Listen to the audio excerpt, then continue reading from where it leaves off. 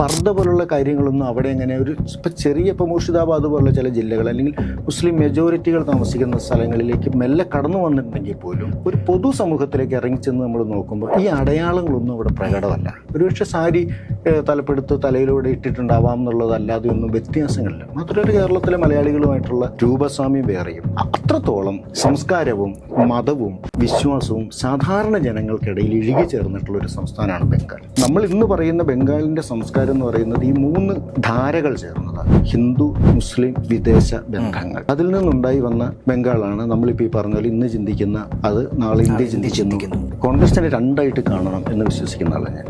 അതായത് ഈ സ്വാതന്ത്ര്യ ലബ്ധി വരെ ഉണ്ടായിരുന്ന ഒരു കോൺഗ്രസ് അല്ല സ്വാതന്ത്ര്യലബ്ധിക്ക് ശേഷം ഇന്ത്യൻ സംസ്ഥാനങ്ങളിലെ അധികാരവുമായി ബന്ധപ്പെട്ടിട്ട് പിന്നീട് വളർന്ന കോൺഗ്രസ്. അത് സംഘടന ഒന്നാണെങ്കിലും അതിൻ്റെ രാഷ്ട്രീയ ലക്ഷ്യങ്ങളും അതിൻ്റെ നടത്തിപ്പുകളും ഉദ്ദേശമൊക്കെ മുഴുവനായിട്ട് മാറി മറിഞ്ഞു. എന്ന് വെച്ചാൽ മതപരമല്ലാത്ത അല്ലെങ്കിൽ മതാതീതമായ ഒരു ആത്മീയത, ഒരു തത്വചിന്ത, ദാരിദ്ര്യത്തിനുള്ള ഒരു സമാധാനം എന്ത് എന്ന് ചോദിക്കുന്നതാണ് ഈ പല പാട്ടുകളുടെ ഉള്ളടക്കം. അത് വളരെ തത്വചിന്താപരമാണ്. അവിടെ ദൈവത്തെ ചോദ്യം ചെയ്യുന്നു, അതിൽ നിലനിൽക്കുന്ന വ്യവസ്ഥിതിയെ ചോദ്യം ചെയ്യുന്നു, പണക്കാരനെ ചോദ്യം ചെയ്യുന്നു. ഒരു നെഹ്റുവിയൻ കാലഘട്ടത്തോട് കൂടിയിട്ട് ദേശീയ തലത്തിൽ ഈ കോൺഗ്രസിലെ നേതാക്കന്മാരുടെയൊക്കെ ഒരു പ്രസക്തി, ലക്ഷ്യങ്ങളൊക്കെ നഷ്ടപ്പെട്ടു തുടങ്ങിയതായിട്ടാണ് മനസ്സിലാവുന്നത്. കമ്മ്യൂണിസ്റ്റ് പാർട്ടിക്ക് പടരാൻ ഏറ്റവും കൂടുതൽ സാധ്യതകളുള്ള ഇന്ത്യൻ സംസ്ഥാനങ്ങളിലൊന്നാണ് സാംസ്കാരികമായിട്ട് ഈ ബംഗാൾ.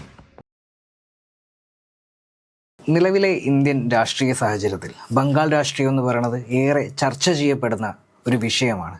നിലവിലെ നിയമസഭാ തെരഞ്ഞെടുപ്പിലെ വിജയത്തിന് ശേഷം പ്രത്യേകിച്ചും. ഇതിനു മുമ്പും ബംഗാൾ രാഷ്ട്രീയം ഇന്ത്യൻ രാഷ്ട്രീയത്തിൽ നിർണായകമായ സ്വാധീനശേഷിയായി പ്രവർത്തിച്ചിട്ടുണ്ടായിരുന്നു. ബംഗാൾ ഇന്ന് ചിന്തിക്കുന്നത് എന്തോ അതായിരിക്കും ഇന്ത്യ നാളെ ചിന്തിക്കുക എന്ന തരത്തിലുള്ള ചൊല്ലുകളും ഉണ്ടായിരുന്നു. പക്ഷേ നിലവിലെ സാഹചര്യത്തിൽ ബംഗാളിൻ്റെ പഴയ ഭൗതിക രാഷ്ട്രീയ പ്രസക്തി നിലവിലെ ഇന്ത്യയിൽ ഉണ്ടാകുമെന്ന് തോന്നുന്നുണ്ടോ? ബംഗാളിന് ഇന്ത്യൻ യൂണിയനിലൊരു വലിയ ചരിത്ര പ്രാധാന്യമുള്ള സംസ്ഥാനമാണ്. പെട്ടെന്ന് അതിനൊരു മറുപടി പറയൽ എളുപ്പമല്ല. കാരണം ഒരുപക്ഷെ ഇന്ത്യയിലെ മറ്റ് സംസ്ഥാനങ്ങളെക്കാളെല്ലാം ഒരു ചരിത്രപരമായ ആഴം ഈ ബംഗാളിനുണ്ട്. അപ്പോൾ അതുകൊണ്ട് ഇന്ന് എത്തി നിൽക്കുന്ന ബംഗാളിനെ കുറിച്ച് നമ്മൾ പറയണമെങ്കിൽ, അല്ലെങ്കിൽ ആ ഉത്തരം പൂർണ്ണമാകണമെങ്കിൽ നമ്മൾ അതിൻ്റെ ഇന്നലകളെക്കുറിച്ച് തന്നെ പറഞ്ഞു പോകണം. അതാണെങ്കിലോ വളരെ ആഴത്തിൽ ഉള്ളിലേക്ക് പോയി കിടക്കുന്ന ഒന്നുമാണ് ബംഗാളിൻ്റെ. ഇന്ന് ബംഗാൾ ചിന്തിക്കുന്നതാണ് നാളെ ഇന്ത്യ ചിന്തിക്കുന്നതെന്നുള്ള ഒരു ചൊല്ലൊക്കെ വരുന്നത് പിൽക്കാലത്താണ്. എന്ന് പറഞ്ഞു കഴിഞ്ഞാൽ നമ്മുടെ ഒരു സമീപ ഭൂതകാലത്താണ്. പക്ഷേ അതിനൊക്കെ എത്രയോ മുൻപ് മുതൽ ചരിത്രപരമായി ഭൂമിശാസ്ത്രപരമായി ബംഗാൾ രൂപപ്പെട്ടു വന്നു എന്നുള്ളതാണ്. അതിലൊരു വലിയ പങ്ക് വഹിച്ചത് ഈ കടന്നു വന്ന വിദേശികൾ തന്നെയാണ്. അതിനു മുമ്പെന്ന് പറയുന്നത് ഇത് ഈ ഭാഗീരഥി നദിയുടെയും ഗംഗാ നദിയുടെയും ഒക്കെ തീരങ്ങളോട് ചേർന്ന് രൂപപ്പെട്ടു വന്ന, ഇന്ത്യയിൽ എവിടത്തെയും സിവിലൈസേഷനുകൾ പോലെ തന്നെ രൂപപ്പെട്ടു വന്ന ചെറുകിട ഗ്രാമങ്ങളും മുക്കുവരും നെയ്ത്തുകാരും ഒക്കെ ഉൾപ്പെടുന്ന ആളുകളൊക്കെ കൂടി ചേരുന്ന ഒരു ചിതറിക്കിടന്നിരുന്ന ഗ്രാമങ്ങളുള്ളൊരു പ്രദേശമാണ് ആ ഒരു ഏരിയ. അതിൽ ഈ പഴയ ഒഡീഷയൊക്കെ ബംഗാളിൻ്റെ ആസാമൊക്കെ പഴയ ബംഗാളിൻ്റെ അതിർത്തിക്കകത്ത് വരും. ഒരുപാട് നദികളാൽ സമ്പന്നമാണ് ബംഗാൾ. അപ്പോൾ അവിടേക്ക് ആ ഒരു സംസ്കാരത്തെ മുഴുവൻ മാറ്റിപ്പണിതുകൊണ്ട് ഒരു പുതിയ രീതിയിലുള്ള ഒരു മാറ്റങ്ങൾ വന്നത് ഈ സുൽത്താനേറ്റ് ഭരണത്തിൻ്റെ ഒക്കെ സന്ദർഭത്തിൽ വാസ്തുവിദ്യയൊക്കെ കടന്നു വരുന്നു. പേർഷ്യൻ ശൈലിയിലുള്ള വാസ്തുവിദ്യ വരുന്നു. ഡൽഹി സുൽത്താനേറ്റ്, ബംഗാൾ സുൽത്താനേറ്റൊക്കെ ഭരിക്കുന്നു. പിന്നെ ബുദ്ധ വംശം ഭരണം നടത്തി. അപ്പോൾ അവരുടേതായ സ്വാധീനം വരുന്നു. ജൈനവംശം, പാലവംശം, ദേവവംശം എന്നൊക്കെ പറഞ്ഞിട്ട് ഒരുപാട് ഡൈനാസ്റ്റികൾ, ഒരുപാട് കാലത്തെ ഭരണപരമായ മാറ്റങ്ങൾ ഒക്കെ ഇങ്ങനെ ഈ ബംഗാളിൻ്റെ ഒരു ചരിത്രത്തിൽ കിടക്കുകയാണ്. ഇതിൽ നിന്ന് രൂപപ്പെട്ടു വന്ന ഒന്ന് എന്ന് പറയുന്നത് ജമീന്ദാർമാരാണ്. ഈ നാട്ടുരാജ്യങ്ങളായി ചെതറിക്കിടന്നിരുന്ന പല പ്രദേശങ്ങളുടെയും തലവന്മാരായി, അധിപന്മാരായി ഈ ജമീന്ദാർ ഉയർന്നു വന്നതോടുകൂടി കൃഷിയെ ആശ്രയിച്ച് ജീവിക്കുന്ന സാധാരണക്കാരും കൃഷി നൽകുന്ന ജമീന്ദാർമാരും എന്നുള്ള രീതിയിലുള്ള ഒരു ഘടന സമൂഹത്തിൽ രൂപപ്പെട്ടു വന്നു. അത് നമുക്കിപ്പോൾ ഇന്ത്യയിൽ ഇപ്പോൾ കേരളത്തിൽ നിന്നുകൊണ്ട് നമുക്കൊരിക്കലും ബംഗാളിലെ ഒരു ജമീന്ദാറിൻ്റെ വലിപ്പം ഊഹിക്കാൻ പറ്റില്ല. നമുക്കിവിടെ നാട്ടുരാജ്യങ്ങളുണ്ടായിരുന്നെങ്കിൽ പോലും താരതമ്യേന ലളിതമായ ജീവിതശൈലിയും അധികാരവും ഒക്കെ കയ്യിൽ വെച്ചുകൊണ്ടുള്ള ചെറുകിട രാജാക്കന്മാരും പ്രധാനപ്പെട്ട രാജാക്കന്മാരും മാത്രമേ ഉണ്ടായിരുന്നുള്ളൂ. അതുപോലും നമ്മൾ ഇന്ന് അവരുടെ കൊട്ടാരങ്ങൾ കാണുമ്പോൾ നമുക്ക് എന്താ അതിൻ്റെ ഒരു വലിപ്പം നമുക്ക് എളുപ്പത്തിൽ മനസ്സിലാക്കാൻ പറ്റും. കാരണം നമ്മുടെ ഭരണാധികാരികളുടെ അധികാരവും പൈസയും സമ്പത്തും പ്രതാപമൊക്കെ എത്ര ഉണ്ടായിരുന്നു എന്നുള്ളത്. എന്നാൽ ബംഗാളിലെ ഒരു ജമീന്ദാരുടെ ഒരു കൊട്ടാരം എന്ന് പറയുന്നത് അത്രയും വലിപ്പമുള്ള ഒന്ന് കേരളത്തിലെ ഒരു രാജാവിന് പോലും ഇല്ല. അപ്പോൾ അത്രത്തോളം അവിടുത്തെ ഈ ഭൂവുടമകൾ അഥവാ നാട്ടുരാജാക്കന്മാരായിരുന്ന ജമീന്ദാർമാർ ആ സമൂഹത്തിലെ ആളുകളിലേക്ക് സ്വാധീനം ചെലുത്തിയിട്ടുണ്ട് എന്ന് മാത്രമല്ല അവരെ നിയന്ത്രിച്ചിട്ടുണ്ട്. അപ്പോൾ അങ്ങനെ നിൽക്കുന്ന ഒരു വലിയ ചരിത്ര പശ്ചാത്തലത്തിൽ നിന്നാണ് അവിടേക്ക് വിദേശികൾ വരുന്നത്. ഈ വിദേശികളുടെ വരവിൽ ഉണ്ടായി വന്ന ഒരു മാറ്റം എന്ന് പറയുന്നത് നിലവിൽ ഈ ഹിന്ദു രാജവംശങ്ങളും മുസ്ലിം രാജവംശങ്ങളും കൂടി കാലാകാലങ്ങളിൽ ഭരിച്ച് ആ സമൂഹത്തിന് കൊടുത്ത ഒരുപാട് നേട്ടങ്ങളുടെ ഇടയിലേക്കാണ്. ഇപ്പം നമ്മൾ ജമീന്ദാർമാരുടെ ഒരു ശൈലി പറയുന്നു, ഒരു വശത്ത് അവർ നിൽക്കുന്നു. അവരുടെ ദർബാറുകൾ എന്ന് പറയുന്നത് ഈ കലയ്ക്കും സംഗീതത്തിനൊക്കെ വലിയ പ്രാധാന്യം കൊടുക്കുന്ന ഒന്നാണ്. അപ്പോൾ ബംഗാളിൻ്റെ പൊതുവേ തന്നെ ഒരു സംസ്കാരം രൂപപ്പെട്ടു വരുന്നതിൽ ഈ നാടോടി സംഗീതത്തിനൊക്കെ വലിയ പ്രാധാന്യമുണ്ട്. നാടൻ കലാരൂപങ്ങൾക്ക് ഇപ്പോൾ ജാത്ര പോലെയുള്ള നാടക സംഘങ്ങളൊക്കെ വളരെ പ്രസിദ്ധമാണ്. ബാവുൽ സംഗീതം, അതുപോലെ സൂഫി സംഗീതം, രവീന്ദ്ര സംഗീതം, അതല്ലാതെയുള്ള നാടോടി സംഗീതങ്ങൾ, ശാസ്ത്രീയ സംഗീതങ്ങൾ, ഹിന്ദുസ്ഥാനിയുടെയൊക്കെ വലിയ ഘരാനകൾ രൂപപ്പെട്ടു വന്നു. അപ്പോൾ വിഷ്ണുപൂർ ഘരാനയൊക്കെ വളരെ പ്രസിദ്ധമാണ്. അപ്പോൾ അങ്ങനെയൊക്കെയുള്ള ആ ഒരു കാലഘട്ടം അല്ലെങ്കിൽ അങ്ങനെയൊക്കെയുള്ള ഒരു വളർച്ച രൂപപ്പെടുത്തുന്നതിൽ ഈ കാലാകാലങ്ങളിൽ ഭരിച്ച ഹിന്ദു രാജവംശങ്ങൾക്കും മുസ്ലിം രാജവംശങ്ങൾക്കും വലിയ പങ്കുണ്ട്. ഇത് വാസ്തവത്തിൽ ബംഗാളിൻ്റെ സമൂഹത്തെ ആഴത്തിൽ സ്വാധീനിച്ചിട്ടുണ്ട്. അവിടെ ഒരു ഹിന്ദു മുസ്ലിം കൾച്ചർ അവിടെ പരസ്പരം വേർതിരിക്കാൻ കഴിയാത്ത വിധത്തിൽ ലയിച്ച് കിടപ്പുണ്ട്.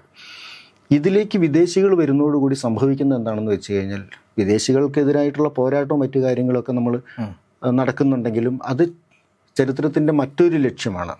എന്നാൽ അതേസമയത്ത് ഒരു സമൂഹ ഘടന രൂപപ്പെട്ടതിനെക്കുറിച്ച് മാത്രമാണ് നമ്മൾ മനസ്സിലാക്കാൻ ശ്രമിക്കുന്നതെങ്കിൽ ഇപ്പോൾ ജോബ് കർണോക്കിനെ പോലുള്ള ആളുകൾ ഉണ്ടാക്കിയെടുത്ത കാർഷിക വിപ്ലവം, വ്യവസായ വിപ്ലവം, അതൊക്കെ ബംഗാളിനെ അതായത് ഈ രാജവംശങ്ങൾക്കൊന്നും കഴിയാത്ത മട്ടിലുള്ള മാറ്റങ്ങൾ ഉണ്ടാക്കി തീർത്തു. അത് ജമീന്ദാർമാർക്ക് കഴിയാത്തത്. ആ രീതിയിലുള്ള ഒരു മുന്നേറ്റം വന്നതോട് കൂടിയിട്ട് സമൂഹത്തിൽ അതിൻ്റെ ഒരു ഉന്നമനം പല നിലകളിലുണ്ട്. എന്നാൽ ഇതൊക്കെ വളരുന്നതിൻ്റെ കൂടെ അവിടെ കലയും സംഗീതവും കൂടി വളരുകയാണ്. സാംസ്കാരികമായിട്ടുള്ള മുന്നേറ്റം, സാംസ്കാരികമായ ഒരു വളർച്ച, ഈ ഒരു അടിത്തറ ഈ ബംഗാൾ സമൂഹത്തിൽ അതിൻ്റെ ഞാൻ മനസ്സിലാക്കുന്നിടത്തോളം അതിൻ്റെ ആരംഭകാലം മുതലേ ഉണ്ട്. ഇപ്പോൾ പ്രത്യേകിച്ച് ഇപ്പോൾ ഈ പത്മാ നദി പോലെയുള്ള വലിയ ഒരു നദി, അതായത് ഈ ബംഗാളിൻ്റെ ആദിമകാലം നമ്മൾ പറയുമ്പോൾ ഇന്നത്തെ ബംഗ്ലാദേശൊക്കെയാണ് അതിനകത്തേക്ക് വരുന്നത്. അത് ആസാമും ഒഡീഷയും മുതൽ അങ്ങേയറ്റം ബംഗ്ലാദേശ് വരെ കിടക്കുന്ന ഒരു വലിയ ഭൂമികയാണ് ഈ ബംഗാൾ ഡെൽറ്റ. അപ്പോൾ അതിൽ രൂപപ്പെട്ടു വരുന്ന ഈ കിഴക്കൻ ബംഗാൾ എന്ന് വിളിക്കപ്പെടുന്ന ഇന്നത്തെ ബംഗ്ലാദേശ് ഉൾപ്പെടുന്ന പ്രദേശങ്ങളിലൊക്കെ ഈ പത്മാ നദിയും അതിലെ മുക്കുവരും അവരുടെ പാട്ടുകളുമൊക്കെ ഒരു വലിയ സ്വാധീനം. ഇതൊരു സ്റ്റേറ്റിൻ്റെ മുഴുവൻ സമ്പത്തായിട്ട് മാറുന്നുണ്ട്. ഈ സമ്പത്തിലേക്ക് കടന്നു വന്ന വിദേശികൾ വാസ്തവത്തിൽ അതിനെ തകർക്കാനൊന്നും നോക്കിയിട്ടില്ല.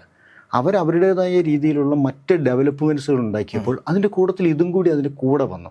അങ്ങനെ ഒരു സംസ്കാരം, ഒരു മിശ്ര സംസ്കാരമാണെങ്കിൽ പോലും അതൊരു തനതായ സംസ്കാരമായിട്ട് ബംഗാളിൽ വന്നു. അത് എനിക്ക് തോന്നുന്നില്ല ഇന്ത്യയിലെ മറ്റേതെങ്കിലും സംസ്ഥാനങ്ങൾ അത്രത്തോളം രൂഢമൂലമായിട്ട്, പ്രത്യേകിച്ചും ഈ ഹിന്ദു മുസ്ലിം സമുദായങ്ങൾക്കിടയിൽ ഇത്രയും കലർപ്പുകൾ മറ്റ് സംസ്ഥാനങ്ങൾ ഇത്രത്തോളം വന്നിട്ടുണ്ടോ എന്ന് സംശയം.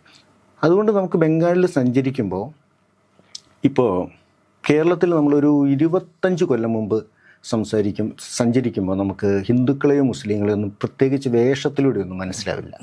അഥവാ മനസ്സിലാകുമെങ്കിൽ തന്നെ അത് ട്രഡീഷണലായ ഒരു രീതിയാണ്. ഇപ്പോൾ തലപ്പാവായിരിക്കാം, അല്ലെങ്കിൽ മുണ്ടുടുക്കുന്നതായിരിക്കാം, കാച്ചി തട്ടമൊക്കെ ആയിരിക്കും. അങ്ങനെ അത് അന്നെന്ന് പറയുമ്പോൾ അത് സാമുദായികമായ ഒരു അടയാളമായിട്ട് പൊതുവിലുണ്ട്. ഇപ്പോൾ ക്രിസ്ത്യാനി സ്ത്രീകളെ കണ്ടറിയാൻ പറ്റും എന്നൊക്കെ ഉള്ള പോലെ. എന്നാൽ ബംഗാളിൽ നമ്മളങ്ങനെ സഞ്ചരിക്കുമ്പോൾ നമുക്ക് ആ മട്ടിലുള്ളൊരു വേഷവിധാനം കൊണ്ട് ആളുകളെ ഇന്നും തിരിച്ചറിയാൻ പറ്റില്ല. അത് ഈ പർദ്ദ പോലുള്ള കാര്യങ്ങളൊന്നും അവിടെ അങ്ങനെ ഇപ്പോൾ മുർഷിദാബാദ് പോലുള്ള ചില ജില്ലകൾ അല്ലെങ്കിൽ മുസ്ലിം മെജോറിറ്റികൾ താമസിക്കുന്ന സ്ഥലങ്ങളിലേക്ക് മെല്ലെ കടന്നു വന്നിട്ടുണ്ടെങ്കിൽ പോലും ഒരു പൊതു സമൂഹത്തിലേക്ക് ഇറങ്ങിച്ചെന്ന് നമ്മൾ നോക്കുമ്പോൾ ഈ അടയാളങ്ങളൊന്നും അവിടെ പ്രകടമല്ല. ഒരുപക്ഷെ സാരി തലപ്പെടുത്ത് തലയിലൂടെ ഇട്ടിട്ടുണ്ടാവാം എന്നുള്ളതല്ലാതെ ഒന്നും വ്യത്യാസങ്ങളില്ല. മാത്രമല്ല കേരളത്തിലെ മലയാളികളുമായിട്ടുള്ള രൂപസാമ്യം വേറെയും. അത്രത്തോളം ഈ സംസ്കാരവും മതവും വിശ്വാസവും സാധാരണ ജനങ്ങൾക്കിടയിൽ ഇഴുകി ചേർന്നിട്ടുള്ളൊരു സംസ്ഥാനമാണ് ബംഗാൾ. അവിടേക്ക് ഈ വിദേശികൾ കൊണ്ടുവന്ന വിദ്യാഭ്യാസവും ആധുനിക സൗകര്യങ്ങൾ, വഴി, മറ്റു കാര്യങ്ങൾ, വാഹനങ്ങൾ, ഇതും കൂടി വന്നപ്പോഴത്തേക്കുമാണ് ഈ ബംഗാൾ നമ്മൾ ഈ പറയുന്ന പോലെ ചിന്തിക്കുന്നവരുടെയും പ്രവർത്തിക്കുന്നവരുടെയും കലാകാരന്മാരുടെയും ഒക്കെ ഒരു നാടായി മാറിയത്. അപ്പോൾ അതിൻ്റെ പുറകിൽ ഇത്രയും വലിയ ഒരു കോൺട്രിബ്യൂഷൻ കിടക്കുക, നൂറ്റാണ്ടുകളുടെ സംഭാവന കിടക്കുക. അതിൻ്റെ അവസാന പാദത്തിലാണ് ബ്രിട്ടീഷുകാരും പോർച്ചുഗീസുകാരും ഈസ്റ്റ് ഇന്ത്യ കമ്പനിയും ഒക്കെ കൂടി വന്നിട്ടുണ്ടാക്കി കൊടുത്തിട്ടുള്ള മറ്റു തരത്തിലുള്ള നേട്ടങ്ങൾ. ഇപ്പോൾ അവർ വന്നതിന് ശേഷമാണ് ഇപ്പം അറിയാമല്ലോ, ഇപ്പോൾ യുനെസ്കോയുടെ പട്ടികയിലേക്കൊക്കെ വന്നു ഒന്നാണ് ദുർഗാപൂജ. ബംഗാളിലെ ദുർഗാപൂജ അതിൻ്റെ ആരംഭകാലത്ത് നിന്ന് അതിനെ വളർത്തിയെടുത്ത് കൊണ്ടുവരുന്നതിൽ ഈ ജമീന്ദാർമാർക്കും ഈ വിദേശികൾക്കും വലിയ പങ്കുണ്ട്. അപ്പോൾ അതിനെ നശിപ്പിക്കാൻ നോക്കിയിട്ടില്ല. അതിനെ ആ നാടിൻ്റെ സംസ്കാരമാണെന്ന് ഉൾക്കൊണ്ടുകൊണ്ട് അതിനെ ഏറ്റെടുത്ത് അതിനെ വളർത്തി അതിന് ഇന്ന് അതൊരു വലിയ കോടികളുടെ ബിസിനസ് നടക്കുന്ന ഒന്നായിട്ട് ആ പൂജ കാലം മാറി. ആ രീതിയിലേക്ക് അതിനെ കൊണ്ടുവരാനാണ് അവർ നോക്കിയത്. എന്ന് പറഞ്ഞു കഴിഞ്ഞാൽ, ചുരുക്കി പറഞ്ഞാൽ, ഈ സുൽത്താനേറ്റുകളുടെ ഇപ്പോൾ വങ്ക പുണ്ഡ്രവംശം എന്നൊക്കെ പറയുന്ന ഏറ്റവും ആദിമകാലത്തുള്ള ഗോത്രവർഗ്ഗങ്ങൾ, രാജവംശങ്ങൾ, പിന്നീട് വന്ന അധിനിവേശങ്ങൾ ഒക്കെ കൂടി നമ്മൾ നോക്കിക്കഴിഞ്ഞാൽ അവർ വാസ്തവത്തിൽ പൊലിപ്പിക്കാനാണ് നോക്കിയിട്ടുള്ളത്. ഏതെങ്കിലും ഒന്നിനെ ഇല്ലാതാക്കാനോ അല്ലെങ്കിൽ പൂർണ്ണമായിട്ടും തുടച്ചു കളയാനോ അല്ല. ചിലത് ഒഴിവാക്കിയിട്ടുണ്ടാവാം, ചിലത് കൂട്ടിച്ചേർത്തിട്ടുണ്ടാവാം. എങ്കിലും പൊതുവേ ഒരു തമ്മിലുള്ളൊരു ഐക്യവും അതിലൂടെ ബന്ധപ്പെട്ട് വരുന്നൊരു വികസനവും അവിടെ ഉണ്ടായിട്ടുണ്ട്. അതിലേക്ക് വിദേശികൾ വന്നതാണ് ഒരു വലിയ ചേഞ്ച് ബംഗാളിനുണ്ടാക്കിയത്. അതുകൊണ്ട് നമ്മൾ ഇന്ന് പറയുന്ന ബംഗാളിൻ്റെ സംസ്കാരം എന്ന് പറയുന്നത് ഈ 3 ധാരകൾ ചേർന്നതാണ്. ഹിന്ദു, മുസ്ലിം, വിദേശ ബന്ധങ്ങൾ. അതിൽ നിന്നുണ്ടായി വന്ന ബംഗാളാണ് നമ്മളിപ്പോൾ ഈ പറഞ്ഞ പോലെ ഇന്ന് ചിന്തിക്കുന്ന, അത് നാളെ ഇന്ത്യ ചിന്തിക്കുന്നു എന്ന് പറയുന്ന മട്ടിലേക്കൊക്കെ വന്നത്. കാരണം വെച്ചാൽ അത്രത്തോളം ഇപ്പോൾ മെഡിക്കൽ കോളേജുകൾ ഉയർന്നു വന്നത്, വിദ്യാഭ്യാസ, ഇപ്പോൾ കൊൽക്കത്ത യൂണിവേഴ്സിറ്റി പോലെയുള്ള, പ്രസിഡൻസി കോളേജ് പോലെയുള്ള കോളേജുകൾ, യൂണിവേഴ്സിറ്റികളൊക്കെ കയറി വന്നത് അത് ആ ഉണ്ടാക്കി കൊടുത്ത വിദ്യാഭ്യാസത്തിൻ്റെ വലിയ നേട്ടങ്ങളായിട്ടാണ്, ഒരു വലിയ നേട്ടങ്ങളായിട്ടാണ്. അപ്പം ആ രീതിയിൽ കയറി വന്നൊരു ബംഗാളാണ് മുമ്പുണ്ടായിരുന്നത്. നിലവിലെ രാഷ്ട്രീയ സാഹചര്യത്തിൽ ബംഗാൾ ഈ ഒരു രാഷ്ട്രീയമായ അല്ലെങ്കിൽ സൈദ്ധാന്തികമായ രീതിയിലേക്ക് നിലവിൽ ചർച്ച ചെയ്യപ്പെടുന്നുണ്ടോ? ഇപ്പോഴത്തെ ഒരു മാറ്റം എന്ന് പറയുന്നതിന് നമ്മൾ ഈ കഴിഞ്ഞൊരു 25 വർഷത്തെ മൊത്തത്തിലുണ്ടായിട്ടുള്ള മാറ്റമായിട്ടൊന്ന് ചേർത്ത് വെച്ചിട്ട് വേണം വിലയിരുത്താൻ. അതിൻ്റെ ചർച്ചകൾ വാസ്തവത്തിൽ ഇപ്പോൾ നടക്കുന്നതേ ഉള്ളൂ. ആ മാറ്റം ഇന്ത്യയെ സംബന്ധിച്ചോ അല്ലെങ്കിൽ അടുത്ത് കിടക്കുന്ന മറ്റ് രാജ്യങ്ങളെ സംബന്ധിച്ചോ മാത്രമുള്ളതല്ല. അതൊരു ലോകവ്യാപകമായിട്ടുണ്ടായിട്ടുള്ളൊരു മാറ്റമാണ്. അത് ഇൻഫർമേഷൻ ടെക്നോളജിയുടെ ഒരു കടന്നുവരവും, ഇൻ്റർനെറ്റിൻ്റെ വ്യാപനം, സോഷ്യൽ മീഡിയ പ്ലാറ്റ്ഫോമുകളുടെ വരവ്, ഇങ്ങനെയൊക്കെയുള്ള ഒരുപാട് കാര്യങ്ങളെ കൂട്ടിച്ചേർത്തുകൊണ്ട് കഴിഞ്ഞൊരു 1/4 നൂറ്റാണ്ട് മൊത്തത്തിൽ ലോകത്തെ സ്വാധീനിച്ചിട്ടുണ്ട്. കാരണം അതും ഒരു വലിയ വിഷയം. അപ്പോൾ നമ്മൾ നോക്കിക്കഴിഞ്ഞാൽ ഇപ്പോൾ നമ്മൾ ഇന്ന് ലോകത്ത് നടന്നുകൊണ്ടിരിക്കുന്ന പല യുദ്ധങ്ങളും നയിക്കുന്ന ആളുകളെ നമ്മൾ ശ്രദ്ധിച്ചാൽ അത് മനസ്സിലാകും. ഏതെങ്കിലും ഒരു തത്വദീക്ഷ ഇല്ലാതെ, ഒരു മാനുഷികമായൊരു പരിഗണനകളില്ലാതെ, ചിലപ്പോൾ വേണമെങ്കിൽ ബുദ്ധിശൂന്യരെന്ന് തോന്നിപ്പോകുന്ന വിധത്തിലുള്ള ആക്രമണങ്ങൾ, കടന്നാക്രമണങ്ങൾ നടത്തുന്ന വിധത്തിലേക്ക് ഇത് മാറി ഇന്നത്തെ ഇപ്പോഴത്തെ ഒരു കറൻറ്റ് സിറ്റുവേഷൻ നമ്മൾ നോക്കുമ്പോൾ. അപ്പോൾ അതുകൊണ്ട് അത് വെച്ചുകൊണ്ട് നമുക്കൊരു വിലയിരുത്തൽ ഇന്ന് പറയാൻ കഴിയില്ലെന്ന് എനിക്ക് തോന്നുന്നു. എന്തുകൊണ്ടെന്നാൽ ഇപ്പോൾ തമിഴ്നാട്ടിലെ രാഷ്ട്രീയ വിജയം നമുക്കിതിനോട് ചേർത്ത് പറയാൻ പറ്റും. അതായത് ഈ കഴിഞ്ഞ 1/4 നൂറ്റാണ്ട് കൊണ്ട് രൂപപ്പെട്ട് വന്ന ഒരു തലമുറ, അതിലേക്ക് ഈ വോട്ടർമാരായിട്ട് വന്ന പുതിയ ആളുകളുണ്ട്. അത് ബംഗാളിലായാലും തമിഴ്നാട്ടിലായാലും കേരളത്തിലായാലും അവരുടെ കാഴ്ചപ്പാടുകൾ, അവരെ സ്വാധീനിക്കുന്ന അറിവുകൾ, ബോധ്യങ്ങൾ ഒക്കെ മറ്റൊന്നാണ്. അപ്പോൾ അതിനകത്ത് എത്ര കണ്ട് പാരമ്പര്യവും പഴയ കാര്യങ്ങളും നിലനിൽക്കുന്നു, വരുന്നു, അല്ലെങ്കിൽ അവരത് നിലനിർത്താൻ ആഗ്രഹിക്കുന്നു എന്നുള്ളതെല്ലാം പ്രധാനപ്പെട്ടതാണ്. ഇപ്പോൾ ബംഗാളിൽ പക്ഷേ അത് സംഭവിച്ചിട്ടില്ല. ബംഗാളിലെ രാഷ്ട്രീയത്തിലോ ഇപ്പോഴത്തെ കാര്യങ്ങളിലോ ഒന്നും പുതിയ തലമുറകളുടെ ചിന്തകളോ കാര്യങ്ങളോ ഒന്നും അല്ല സ്വാധീനിച്ചിട്ടുള്ളത്. അത് ഞാൻ തമിഴ്നാട്ടിലൊരു കാര്യം പറഞ്ഞു എന്ന് മാത്രമേ ഉള്ളൂ. നമ്മൾ ബംഗാളിനെ കുറിച്ച് പറയുമ്പോൾ നമ്മൾ എന്തായാലും എല്ലാവരും പറയുന്ന അവിടുത്തെ കമ്മ്യൂണിസ്റ്റത്തെ കുറിച്ച് തന്നെയാണ്, കമ്മ്യൂണിസ്റ്റ് പാർട്ടിയുടെ ഭരണത്തെക്കുറിച്ചാണ്. പക്ഷെ അതിനു മുമ്പ് ഏകദേശം ഒരു 2.5 പതിറ്റാണ്ട് കാലം ബംഗാളിൽ കോൺഗ്രസ് ഭരിച്ചിരുന്നു. കോൺഗ്രസിന് ശക്തമായ ജനകീയ അടിത്തറയുണ്ടായിരുന്നു. BC റോയിയെ പോലെയുള്ള ശക്തരായ നേതാക്കളും അവരുടെ സ്വാധീനമെല്ലാം തന്നെ ബംഗാളിലെ ജനതയെ ഒരുപാട് സ്വാധീനിക്കുകയും ചെയ്തിട്ടുണ്ടായിരുന്നു. ഏത് ഘട്ടത്തിലാണ് കോൺഗ്രസിന് ഇവിടെ ഒരു പിന്നോട്ട് പോക്ക് അല്ലെങ്കിൽ ഒരു അടിത്തറയിളക്കം സംഭവിക്കുന്നത്? ഇന്ത്യൻ നാഷണൽ കോൺഗ്രസ്, നമ്മൾ കോൺഗ്രസിനെ 2ആയിട്ട് കാണണം എന്ന് വിശ്വസിക്കുന്ന ആളാണ് ഞാൻ.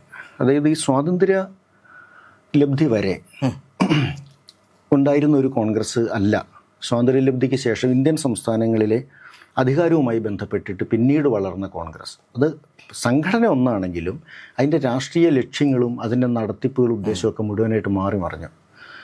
ഇന്ത്യയെ സംബന്ധിച്ചിടത്തോളം ഈ വിദേശ ഭരണം ഏറെക്കുറെ ഇന്ത്യയിൽ എല്ലാ നാട്ടുരാജ്യങ്ങളെയും കീഴ്പ്പെടുത്തി, നാട്ടുരാജാക്കന്മാരെ ചൊൽപ്പടിക്ക് നിർത്തി ഇന്ത്യയുടെ മുഴുവൻ സമ്പത്തും കൊള്ളയടിക്കുന്ന വിധത്തിലേക്ക്, നമ്മുടെ കാർഷികോൽപ്പന്നങ്ങൾ തുടങ്ങി നമ്മുടെ കാലാവസ്ഥ വരെ കൊള്ളയടിക്കുന്ന വിധത്തിലേക്ക് ഈ വിദേശ ഭരണം കയറി വളർന്നപ്പോൾ അതിൽ നിന്നുള്ളൊരു മോചനത്തിനായി ആഗ്രഹിച്ച ആളുകളുടെ ഒരു കൂട്ടമാണ് ഇന്ത്യൻ നാഷണൽ കോൺഗ്രസ് ആയിട്ട് മാറുന്നത്. അവർക്കൊരു ലക്ഷ്യമേ ഉണ്ടായിരുന്നുള്ളൂ. അത് അങ്ങേയറ്റ ആദർശ അധിഷ്ഠിതമായ ഒരു വലിയ ലക്ഷ്യം, ഇന്ത്യക്ക് സ്വാതന്ത്ര്യം നേടി എടുക്കുക എന്നുള്ളത് ഒന്ന്. രണ്ട്, ഇന്ത്യയിലെ ജനങ്ങളെ, പൗരന്മാരെ ധീരരും സ്വാതന്ത്ര്യമുള്ളവരും മനുഷ്യരുമാക്കി മാറ്റുക, ഈ അടിമത്തത്തിൽ നിന്ന് പൂർണ്ണമായി മോചിപ്പിക്കുക എന്നുള്ളത്. അപ്പം അതിനു വേണ്ടി പോരാടിയ ആളുകളിൽ ഒരു ഭൂരിപക്ഷം നേതാക്കന്മാരെ നമ്മൾ നോക്കൂ, അവരെല്ലാം മികച്ച നിലയിൽ വിദ്യാഭ്യാസം ലഭിച്ചവരോ വിദേശത്ത് പോയിട്ട് വിദ്യാഭ്യാസം നേടിയിട്ടുള്ളവരൊക്കെയാണ്. അതിൽ പലരും നമുക്ക് അതിശയമെന്ന് തോന്നും, വലിയ ധനികരായിട്ടുള്ള ആളുകളാണ്. ഈ ദേശീയ നേതാക്കൾ എന്ന് പറഞ്ഞു വരുന്ന പല ആളുകളും ഉയർന്ന വിദ്യാഭ്യാസമുള്ളവരും ധനികരുമായിട്ടുള്ള ആളുകളാണ്. അവർ അതെല്ലാം വിട്ടെറിഞ്ഞിട്ട് ഒരു ആദർശത്തെ മുറുകെ പിടിച്ചുകൊണ്ട് ഒരു രാഷ്ട്രീയത്തിലേക്ക് വരിക. ആ രാഷ്ട്രീയം എന്ന് പറയുന്നത്, അല്ലെങ്കിൽ ആ രാഷ്ട്രീയത്തെ പ്രതിനിധാനം ചെയ്യുന്ന പറയുന്ന സംഘടന, അതിപ്പോൾ കോൺഗ്രസ് ആയതുകൊണ്ട് മറ്റൊന്നാണ്. പക്ഷേ സ്വാതന്ത്ര്യലബ്ധിക്ക് ശേഷം നമ്മൾ ജനാധിപത്യ ഭരണത്തിലേക്ക് വന്ന് നമ്മുടെ തെരഞ്ഞെടുപ്പുകളിലൂടെ തിരഞ്ഞെടുക്കപ്പെടുന്ന ആളുകൾ സർക്കാരുണ്ടാക്കി വരുന്നൊരു സന്ദർഭത്തിലേക്ക് വന്നപ്പോൾ ഈ കോൺഗ്രസിൻ്റെയൊക്കെ രീതികൾ മാറിപ്പോയി. ഇപ്പോൾ ബംഗാളിലെ കാര്യം പറയുമ്പോൾ ഇതൊന്നും കൂടി സൂക്ഷ്മമായിട്ട് പറയണം. ബംഗാളിലെ കോൺഗ്രസ്സിൽ അല്ലെങ്കിൽ ദേശീയ സമരത്തിൽ, സ്വാതന്ത്ര്യ സമരത്തിലൊക്കെ പങ്കെടുത്ത നേതാക്കന്മാരൊക്കെ തന്നെ ഉന്നത ശീർഷരായിട്ടുള്ള ആളുകളാണ്. അസാധാരണമായ വിദ്യാഭ്യാസമുള്ളവരും അസാധാരണമായ വിധത്തിൽ ബുദ്ധിവൈഭവമുള്ളവരും സമൂഹത്തിൽ സ്വാധീനമുള്ളവരുമായിട്ടുള്ള വലിയ ആളുകളാണ്. ബംഗാളിൽ അത് മാത്രമല്ല, ആ നേതാക്കന്മാരെ സ്വാധീനിക്കുന്നതായിട്ട് മറ്റൊരു ധാര കൂടിയുണ്ട്. അത് തത്വചിന്തയുടെയും ആത്മീയതയുടെയും വേറൊരു ധാരയാണ്. അത് ബംഗാളിന് മാത്രം എന്ന് വേണമെങ്കിൽ ഇന്ത്യയിൽ മറ്റ് സംസ്ഥാനങ്ങളെ വെച്ച് നോക്കുമ്പോൾ അവകാശപ്പെടാൻ പറ്റുന്ന ഒന്നാണ്. എന്ന് വെച്ചാൽ മതപരമല്ലാത്ത അല്ലെങ്കിൽ മതാതീതമായ ഒരു ആത്മീയത, ഒരു തത്വചിന്ത ഈ ബംഗാളിൻ്റെ സമൂഹത്തിലുണ്ട്. ഇപ്പം നമ്മൾ മുമ്പ് പറഞ്ഞ സൂഫി സംഗീതവും ബാവുൽ സംഗീതവും ഒക്കെ വളരെ ഫിലോസഫിക്കലായ കാര്യങ്ങൾ ജനങ്ങളോട് പറയുക. ദാരിദ്ര്യത്തിൽ നിന്നുണ്ടാകുന്നതാണ് ആ സംഗീതമെല്ലാം, ആ പാട്ടുകളെല്ലാം. നമ്മൾ കേരളത്തിലെ കൃഷിപ്പാട്ടുകളെ കുറിച്ച് പറയുന്നത് പോലെയാണ്. ഈ മുക്കുവരായിട്ടും നെയ്ത്തുകാരായിട്ടും കൃഷിക്കാരായിട്ടും വലയുന്ന മനുഷ്യർ അവൻ്റെ ദാരിദ്ര്യത്തിനുള്ള ഒരു സമാധാനം എന്ത് എന്ന് ചോദിക്കുന്നതാണ് ഈ പല പാട്ടുകളുടെ ഉള്ളടക്കം. അത് വളരെ തത്വചിന്താപരമാണ്. അവിടെ ദൈവത്തെ ചോദ്യം ചെയ്യുന്നു, അതിൽ നിലനിൽക്കുന്ന വ്യവസ്ഥിതിയെ ചോദ്യം ചെയ്യുന്നു, പണക്കാരനെ ചോദ്യം ചെയ്യുന്നു. അപ്പോൾ ആ ഒരു മതാതീതമായ ഒരു ആത്മീയത, ഒരു തത്വചിന്താപരമായ ഒരു ധാര സ്വാമി വിവേകാനന്ദനെ പോലുള്ള ആളുകളൊക്കെ പ്രയോഗിച്ച് അത് ജനങ്ങളിൽ ഒരു വലിയ സ്വാധീനമായിട്ട് നിൽക്കുകയും കൂടി ചെയ്യുന്നുണ്ട്. ഇതൊക്കെ പാരലായിട്ട് പോവുക.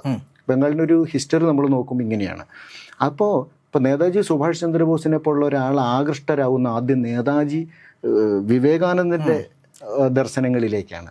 അപ്പോൾ വിവേകാനന്ദനാണ് ആദ്യത്തെ ഒരു പ്രോലിറ്റേറിയസ്റ്റ് എന്ന് നമുക്ക് വേണമെങ്കിൽ പറയാവുന്ന വിധത്തിൽ വിവേകാനന്ദനാണ് സമൂഹത്തോട്, ജനങ്ങളോട് ഉദ്ബുദ്ധരാകാൻ വേണ്ടിയിട്ട് പറയുന്നത്, നിദ്ര വിട്ടുണരാൻ വേണ്ടി. തീർച്ചയായിട്ടും. അപ്പം ഈ ചരിത്രധാരകളിൽ, ഈ വഴികളിൽ സംഭവിച്ച കാര്യം, ദേശീയ നേതാക്കളെല്ലാം ഈ മട്ടിൽ ഉദ്ബുദ്ധരായ ആളുകളായിരുന്നു എന്നുള്ളതാണ്. അവരുടെ ചർച്ചകൾ പുസ്തകം വായിക്കുകയും ലോകത്തുണ്ടാകുന്ന മാറ്റങ്ങളെക്കുറിച്ച് പഠിക്കുകയും ലോക രാഷ്ട്രീയത്തിലുണ്ടാകുന്ന ഗതിവിഗതികൾ ശ്രദ്ധിക്കുകയും ഒക്കെ ചെയ്തുകൊണ്ട് ഒരു ദേശീയ നയം, ഒരു ദേശീയ രാഷ്ട്രീയം രൂപപ്പെടുത്തിയെടുക്കുക എന്നുള്ള ആ കോൺഗ്രസ്സുകാരുടെ ഒരു പിന്മുറയാണ് 1947 മുതൽ 1970 വരെ ബംഗാളിൽ ഭരണത്തിലിരുന്നത്. അതിനകത്താണ് ഈ BC റോയ്, ബിധാൻ ചന്ദ്ര റോയ്, അതുപോലെ പ്രഫുല്ല ചന്ദ്ര ഘോഷ്, വളരെ പ്രമുഖരായിട്ടുള്ള കോൺഗ്രസ്സിലെ നേതാക്കന്മാർ. പ്രഫുല്ല ചന്ദ്ര റോയും പ്രഫുല്ലേന്ദ്ര ഘോഷും ബിധാൻ ചന്ദ്ര റോയും ഒക്കെ 3-4 തവണകളായിട്ട് അധികാരത്തിൽ തുടർച്ചയായിട്ടിരുന്നിട്ടുള്ളവർ. പക്ഷേ 70കളാകുമ്പോഴേക്കും സംഭവിച്ചൊരു കാര്യം ബംഗാളിൽ, അതിനൊക്കെ എത്രയോ മുമ്പ് തന്നെ ഈ കമ്മ്യൂണിസ്റ്റ് പാർട്ടിയുടെ ഒരു ആരംഭവും സ്വാധീനവും ബംഗാളിലെ സമൂഹത്തിലും ആളുകളിലും ഉണ്ടായിട്ടുണ്ട്. അത് എനിക്ക് തോന്നുന്നത് ഈ കേരളത്തിൽ അതൊരു 1930കളിലാണ് സംഭവിക്കുന്നതെങ്കിൽ ഈ ബംഗാൾ രാഷ്ട്രീയത്തിൽ, ബംഗാൾ സമൂഹത്തിൽ കമ്മ്യൂണിസ്റ്റ് പാർട്ടിയുടെ ഒരു സ്വാധീനവും വരവും അതിനൊക്കെ എത്രയോ മുമ്പേ പ്രകടമായി തുടങ്ങി എന്നുള്ളതാണ്. അപ്പോൾ അതിന് കമ്മ്യൂണിസ്റ്റ് പാർട്ടിക്ക് പടരാനും വളരാനുമുള്ള ഒരു സാഹചര്യമുള്ള മണ്ണുകൂടിയാണ് ബംഗാൾ. കാരണം എന്ന് വെച്ചാൽ അത് സംസ്ഥാനം തന്നെ, അതിൻ്റെ ഒരു വലിപ്പം തന്നെ ഈ മറ്റ് സംസ്ഥാനങ്ങളുമായിട്ട് വെച്ച് നോക്കുമ്പം ഇപ്പോൾ 4ാം സ്ഥാനത്തോ മറ്റോ ആണ് ഇന്ത്യയിൽ വലിപ്പത്തിൽ ബംഗാൾ നിൽക്കുന്നത്. അപ്പോൾ അവിഭക്ത ബംഗാൾ അതിനേക്കാളും വലുതായി കിടക്കുന്ന ഒന്നാണ്. അപ്പോൾ അതിലെ ആ വൈവിധ്യത്തെ മുഴുവൻ ഏകീകരിപ്പിക്കാൻ, അവരെ മുന്നിലേക്ക് കൊണ്ടുവരാൻ, ഉയർത്തിയെടുക്കാനൊക്കെ, ഉൾക്കൊള്ളിക്കാനൊക്കെ അന്ന് കമ്മ്യൂണിസ്റ്റ് പാർട്ടിക്ക് കഴിഞ്ഞിരുന്നു. അപ്പോൾ സ്വാതന്ത്ര്യ സമരം ഒരു വശത്ത് നടക്കുന്നു, കമ്മ്യൂണിസ്റ്റ് പാർട്ടികളുടെ പ്രചാരവും അവരുടെ ലക്ഷ്യങ്ങളും ഒരു വശത്തുകൂടി നടക്കുന്നു. ഇടഞ്ഞും ഇണങ്ങിയും പിണങ്ങിയും ചേർന്നും ചേരാതെയും ഒക്കെ ഈ കാര്യങ്ങൾ മുന്നോട്ട് പോയിക്കൊണ്ടിരിക്കുമ്പോൾ അധികാരത്തിൽ വന്ന കോൺഗ്രസിനെ സംബന്ധിച്ച് 1970കളാകുമ്പോഴേക്കും അവരുടെ ആദർശങ്ങളിൽ പല മട്ടിലുള്ള വിള്ളലുകൾ വീഴാൻ തുടങ്ങി, വെള്ളം കയറാൻ തുടങ്ങി. നമ്മൾ പറഞ്ഞ ദേശീയ നേതാക്കളുടെയൊക്കെ ഒരു പ്രഭാവം മങ്ങിത്തുടങ്ങി. അവരിൽ പലരും പ്രായമായി മരിച്ചു പോകുന്നു. പുതിയ ആളുകൾ വരുമ്പോൾ അത് നിലനിർത്താൻ പറ്റാതെ വരുന്നു. ഇവിടേക്ക് ബംഗാളിൽ കമ്മ്യൂണിസ്റ്റ് പാർട്ടി ഒരു വലിയ സ്വാധീനമായിട്ട് വന്നു. അതൊരു 50കളൊക്കെ കഴിഞ്ഞപ്പോഴത്തേക്കും തുടങ്ങി. പ്രത്യേകിച്ച് ഈ കോൺഗ്രസ് ഭരിക്കുന്ന സമയത്താണ് ബംഗാളിൽ ഏറ്റവും വലിയ വരൾച്ചകളും ഭക്ഷ്യക്ഷാമവും ഒക്കെ ഉണ്ടായിട്ടുള്ളത്. അതിനെയൊക്കെ നേരിടുന്നതിന് വേണ്ടിയിട്ട് അവരാവുന്ന പോലെയൊക്കെ ശ്രമിച്ചെങ്കിലും രാഷ്ട്രീയമായി അതിനെ മുതലെടുക്കാനോ അല്ലെങ്കിൽ രാഷ്ട്രീയമായിട്ട് അതിനെ ഉപയോഗിക്കാനോ ഒക്കെ അന്നത്തെ കാലത്ത് കമ്മ്യൂണിസ്റ്റ് പാർട്ടിക്ക് അത് സാധിച്ചിട്ടുണ്ട്. അതൊരു മോശമായ അർത്ഥത്തിലല്ല ഞാൻ പറയുന്നത്. കോൺഗ്രസ്സിന് കഴിയാതെ പോയ കാര്യങ്ങൾ എന്തെന്ന് ചൂണ്ടിക്കാണിച്ചുകൊണ്ട് അതിനെ നികത്തിയെടുക്കാൻ തങ്ങൾക്ക് കഴിയുമെന്ന് ഉറപ്പ് കൊടുത്തുകൊണ്ട് സമൂഹത്തിൻ്റെ ഇടയിലേക്ക് പടരാൻ അന്നത്തെ ബംഗാളിലെ കമ്മ്യൂണിസ്റ്റ് പാർട്ടി കഴിഞ്ഞിട്ടുണ്ട്. അപ്പോൾ 1970കളാകുമ്പോഴത്തേക്കും ബംഗാളിലെ കോൺഗ്രസ് മങ്ങി തുടങ്ങിയിരുന്നു. ഈ ഒരു മാത്രമല്ല, ബംഗാളിനെ സംബന്ധിച്ചിടത്തോളം പലവട്ടം രാഷ്ട്രപതി ഭരണം ഉണ്ടായിട്ടുണ്ട്. 4-5 തവണയോളം എനിക്ക് തോന്നുന്നു ഇന്ത്യൻ കമ്മ്യൂണിസ്റ്റ് പാർട്ടി അധികാരത്തിൽ വന്നതിന് ശേഷമാണ് അവിടെ രാഷ്ട്രപതി ഭരണം വന്നിട്ടില്ലാത്ത ഇതുവരെയും. അതായത് 1977 ശേഷം രാഷ്ട്രപതി ഭരണം ഉണ്ടാകുന്നില്ല, അതിന് തൊട്ട് മുമ്പും ഉണ്ട്. അപ്പോൾ ഈ ഭരണപരമായ അനിശ്ചിതത്വങ്ങൾ, കോൺഗ്രസിൻ്റെ ഈ തകർച്ച, പിന്നെ പറഞ്ഞ പോലെ തന്നെയുള്ള ക്ഷാമം, തുടരുന്ന വരൾച്ച, ഇങ്ങനെയൊക്കെയുള്ള പല പല പ്രശ്നങ്ങളും ബംഗാൾ ജനതയെ കമ്മ്യൂണിസ്റ്റ് പാർട്ടിയിലേക്ക് ആകൃഷ്ടരാക്കി. കമ്മ്യൂണിസ്റ്റ് പാർട്ടിയുടെ വളർച്ചയെക്കുറിച്ച് നമ്മൾ പറയുന്നതിന് മുമ്പ് കോൺഗ്രസിൻ്റെ തകർച്ചയെക്കുറിച്ച് ചുവം കൂടെ, ഈ ബംഗാൾ രാഷ്ട്രീയത്തിൽ കോൺഗ്രസിൻ്റെ തകർച്ച ഏതെങ്കിലും തരത്തിൽ ദേശീയ കോൺഗ്രസിനൊരു പാഠമായിരുന്നു?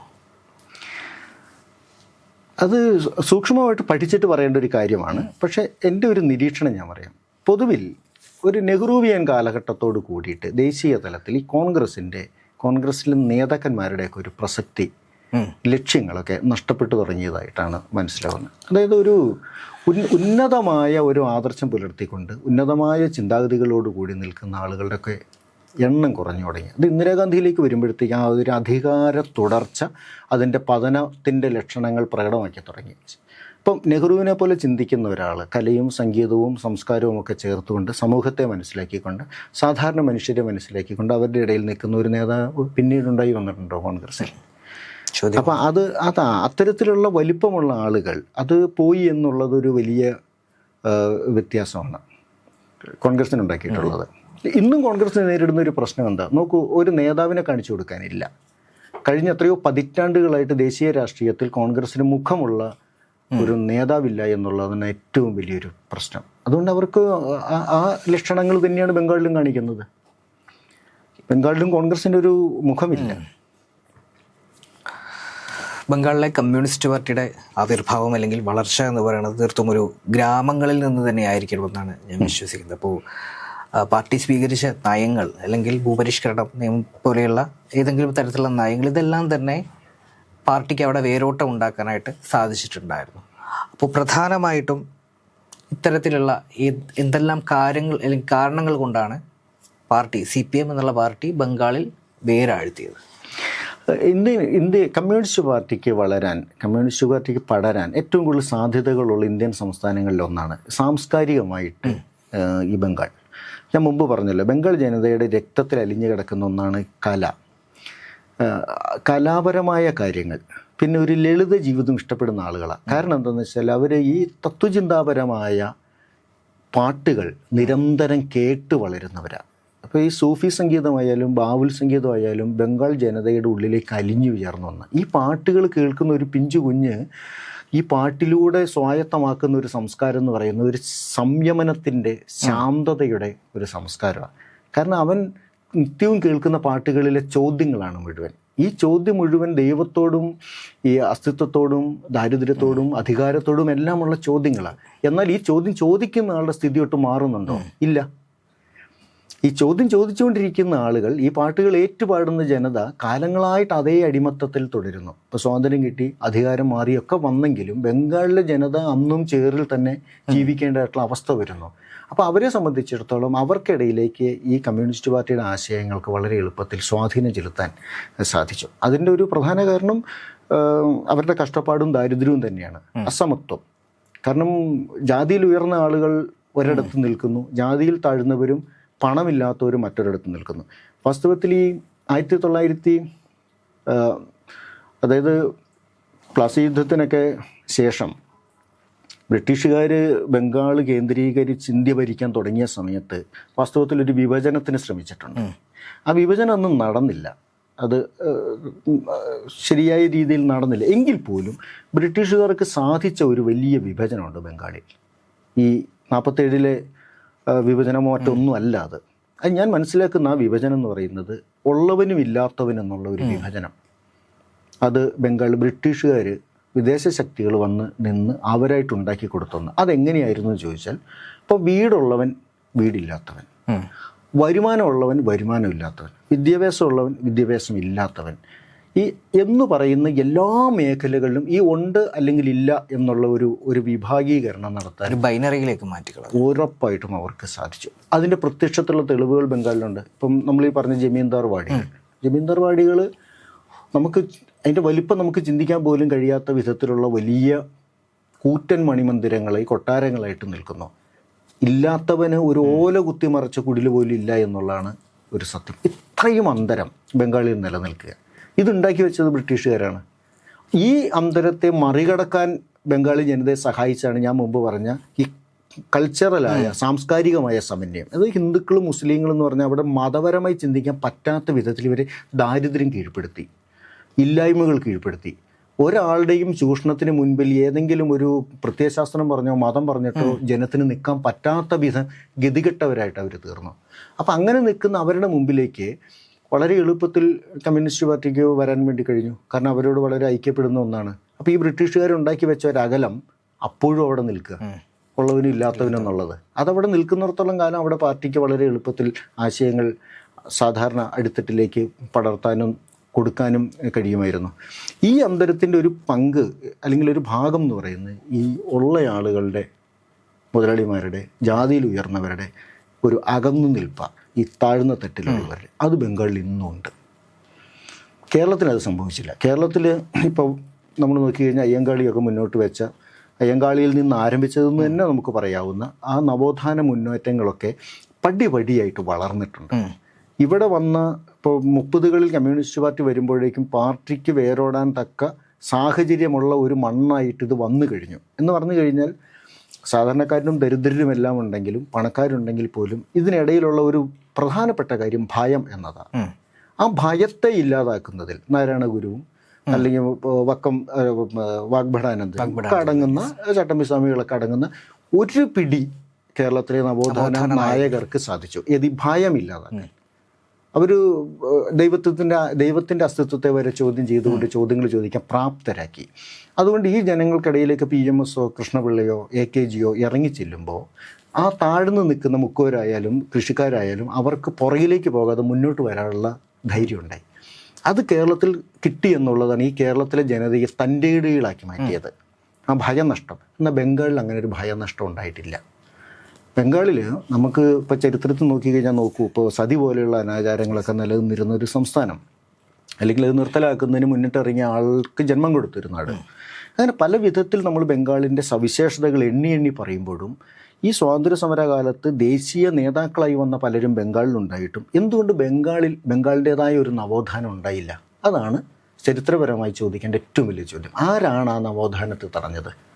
ബ്രിട്ടീഷുകാരുണ്ടാക്കി കൊടുത്ത ഒരു വിഭജനം ഇന്നും അവിടെ നിലനിൽക്കുക, ഉള്ളവനും ഇല്ലാത്തവനും എന്നുള്ള രീതിയിൽ ഇന്നും ഒരു മാറ്റവും വന്നിട്ടില്ല. അപ്പോൾ ഇതിനെ ഒന്ന് മറികടക്കുന്നതിനുള്ള ഒരു ശ്രമം നടത്താൻ അവിടുത്തെ ജനത അന്നും തയ്യാറായിട്ടില്ല, ഇന്നും തയ്യാറായിട്ടില്ല. ബംഗാളി ജനത പൊതുവെ നിസ്വരായ മനുഷ്യരാണ്. എനിക്ക് തോന്നുന്നത് ഈ മുമ്പ് പറഞ്ഞാൽ ഈ പാട്ടുകൾ കേട്ട് ഈ തകർന്ന ജീവിതത്തെ എന്നും നേരിൽ കണ്ട് നിസ്സംഗരായി തീർന്നിട്ടുണ്ടാവണം. അവർക്ക് ധൈര്യമെന്ന് പറയുന്ന ഒന്നില്ല. ബംഗാളികളിൽ ധൈര്യമുള്ള ആളുകൾ എന്ന് പറയുന്നത് വളരെ കുറവാണ്. ബാക്കിയുള്ള ഭൂരിപക്ഷം മനുഷ്യരെ സംബന്ധിച്ചിടത്തോളം ഭീരുക്കളും അല്ലെങ്കിൽ അങ്ങ് ഒഴിഞ്ഞു മാറിപ്പോകുന്ന സ്വഭാവമുള്ളവർ ഇപ്പോഴും അങ്ങനെ തന്നെയാണ് നിൽക്കുന്നത്. ബംഗാളിൽ ചെന്നിട്ട് ഒരാളുടെ നേരെ നമുക്ക് വാക്കുകൾ കൊണ്ട് ഒച്ചപ്പാടുണ്ടാക്കുന്നവരെ കാണാമെന്നല്ലാണ്ട് കായികമായിട്ട് ബഹളം ഉണ്ടാക്കുന്നവരെ കാണാൻ പറ്റില്ല. പിന്നെ ബംഗാളിൻ്റെ ഒരു വലിയ കാര്യം എന്ന് പറയുന്നത് നോക്കൂ, നഗരം എന്ന് പറയുന്നത് 3-4 ഉള്ളൂ. അത് കഴിഞ്ഞാൽ പരന്ന് കിടക്കുന്ന മുഴുവൻ കൃഷിസ്ഥലങ്ങളാണ്, ഗ്രാമങ്ങൾ. ഇപ്പം ഞാൻ ബംഗാളിൽ എത്തുന്ന കാലത്ത് 10-12-14 വർഷം മുമ്പ് ഗ്രാമപ്രദേശങ്ങളിൽ ചെല്ലുമ്പോൾ ഈ നമ്മൾ ബംഗാളി സിനിമകളിൽ കണ്ടിട്ടുള്ള പോലത്തെ അമ്മൂമ്മ വരെ കാണാമായിരുന്നു. ഈ ഒറ്റ ചേല ചുറ്റിയ, ബ്ലൗസൊന്നും ഇടാതെ ഒറ്റ ചേല ചുറ്റിയ അർദ്ധനഗ്നരായ യുവതികളുള്ള, കുട്ടികളുള്ള, വേണ്ടത്ര കുട്ടികൾ മിക്കവാറും നഗ്നരെന്ന് തന്നെ വേണമെങ്കിൽ പറയാവുന്ന വിധത്തിലുള്ള വീടുകളുള്ള ഗ്രാമങ്ങൾ. ആ അവസ്ഥയ്ക്കൊന്നും ബംഗാളിൽ ഇപ്പോഴും മാറ്റം വന്നിട്ടില്ല. ബംഗാളിൻ്റെ ഉൾപ്രദേശങ്ങളിലേക്ക് ചെല്ലുമ്പോൾ നമുക്ക് കാണാൻ കഴിയുന്നത് ഈ തകർച്ചയിൽ നിന്ന് അതിജീവിക്കാൻ കെൽപ്പില്ലാതെ വലയുന്ന മനുഷ്യരെയാണ്. അപ്പം മുമ്പ് പറഞ്ഞൊരു കാര്യം പ്രസക്തമെന്ന് പിടി, അതായത് ഈ കഴിഞ്ഞ ഒരു 1/4 നൂറ്റാണ്ടിനിടയിൽ വന്ന മാറ്റങ്ങൾ ഒരു വലിയ മാറ്റങ്ങൾ. അപ്പോൾ ബംഗാളിൽ നിന്ന് എന്തുകൊണ്ട് കേരളത്തിലേക്ക് ആളുകൾ വരാൻ തുടങ്ങി? അതൊക്കെ ഈ കഴിഞ്ഞ 1/4 നൂറ്റാണ്ടിനിടയിൽ വന്ന മാറ്റമാണ്. എങ്ങനെ അവർ വരാൻ ഇടയായത്? കേരളം പോലൊരു സംസ്ഥാനത്ത് പണിയുണ്ടെന്ന് എങ്ങനെയാണ് ആദ്യമായിട്ട് ബംഗാളി അറിയുന്നത്?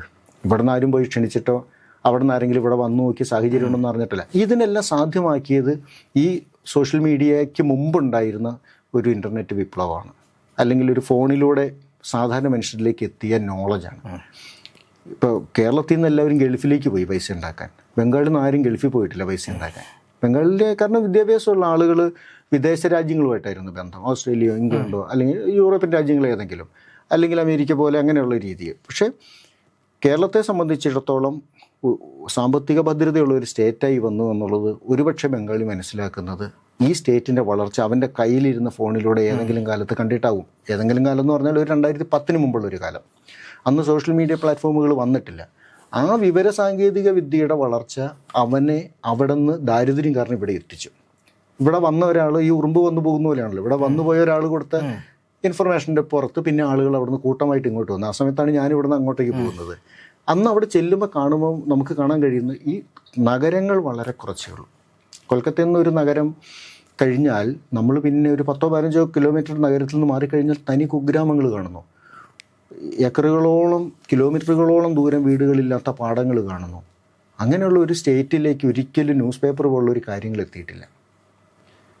ഒരു വർത്തമാന പത്രം എത്തിച്ചു കൊടുക്കാൻ വേണ്ടിയിട്ട് ആ സ്റ്റേറ്റിൻ്റെ മുക്കിലും മൂലയിലുള്ള പ്രദേശങ്ങളിലേക്ക് പത്രങ്ങളോ വാരികകളോ എത്തിച്ചു കൊടുക്കാൻ വേണ്ടിയിട്ട് കഴിഞ്ഞിട്ടില്ല ആ കാലത്ത്.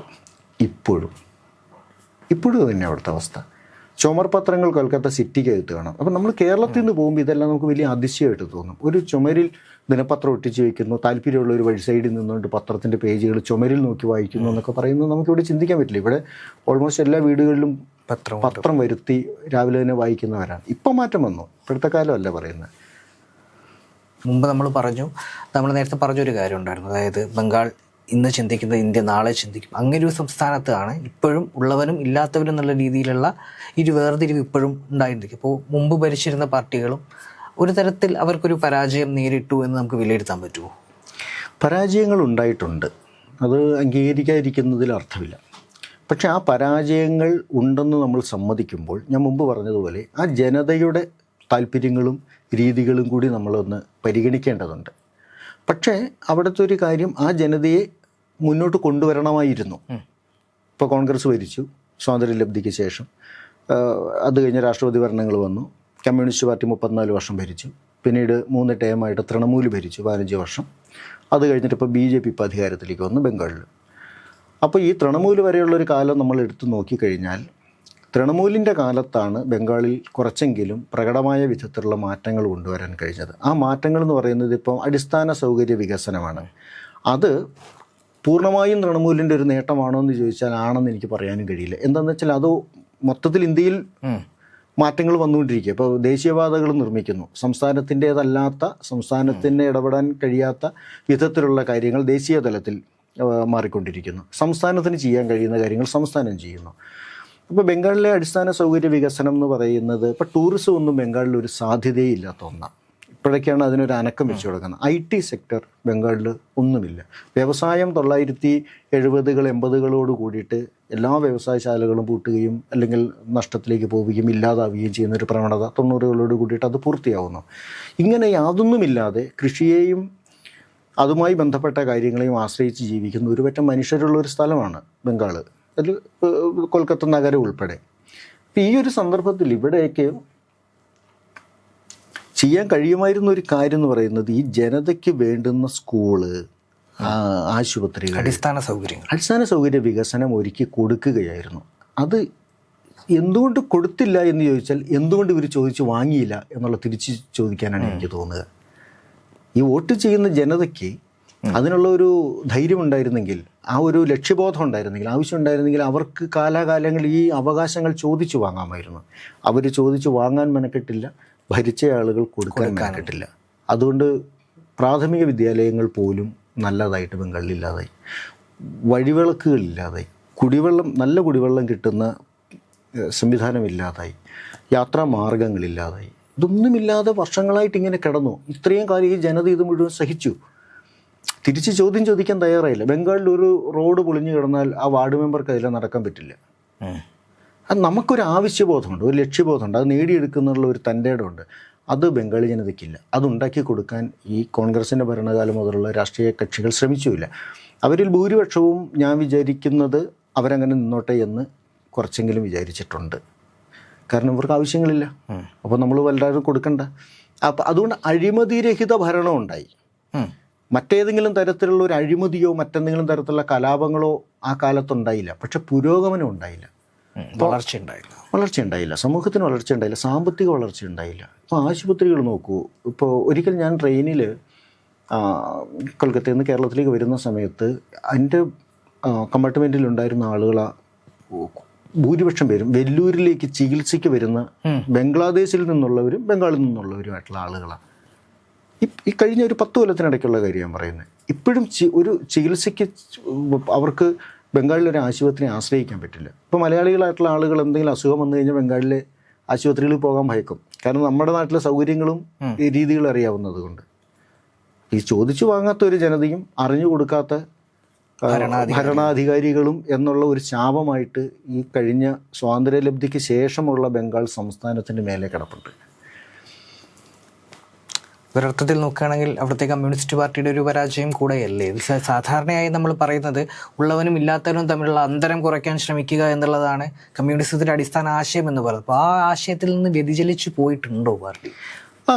നമ്മൾ നോക്കുമ്പോൾ അത് കുറേയൊക്കെ അതിനെ അംഗീകരിക്കേണ്ടതായിട്ട് വരും. അത് ഇപ്പം ഇല്ലാത്തവൻ്റെ ഇല്ലായ്മ പരിഹരിക്കാനുള്ള ഏറ്റവും പ്രധാനപ്പെട്ട മാർഗ്ഗം അവർക്ക് വിദ്യാഭ്യാസം കൊടുക്കുക എന്നുള്ളതാണ്. വിദ്യാഭ്യാസത്തിനാണ് ഒരു സമൂഹത്തെയും മനുഷ്യരെയും ചേഞ്ച് ചെയ്യാൻ പറ്റുള്ളൂ. ആ വിദ്യാഭ്യാസം, അടിസ്ഥാന വിദ്യാഭ്യാസം സാധാരണ അടിത്തട്ടിലുള്ളവർക്ക് കൊടുക്കാൻ അത് ശ്രമിച്ചിട്ടില്ല.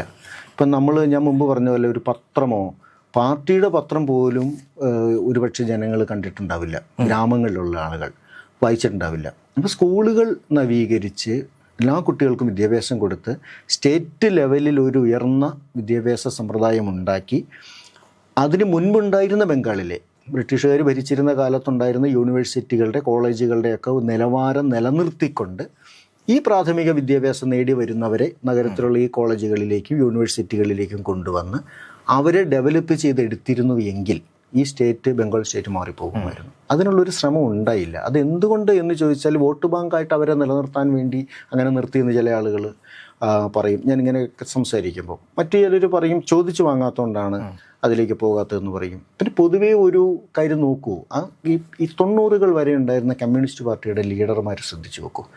അവരെ സംബന്ധിച്ചിടത്തോളം ജ്യോതി ബസു ആയാലും ബുദ്ധദേവ് ദാസ് ഗുപ്ത ആയിക്കഴിഞ്ഞാലും ബുദ്ധദേവ് ഭട്ടാചാര്യ ആയിക്കഴിഞ്ഞാലും ഈ ഉന്നത വിദ്യാഭ്യാസവും പുറത്തുള്ള വിദേശ രാജ്യപരിചയവും ഒക്കെയുള്ള ബുദ്ധിജീവികളായ മനുഷ്യരാണ്.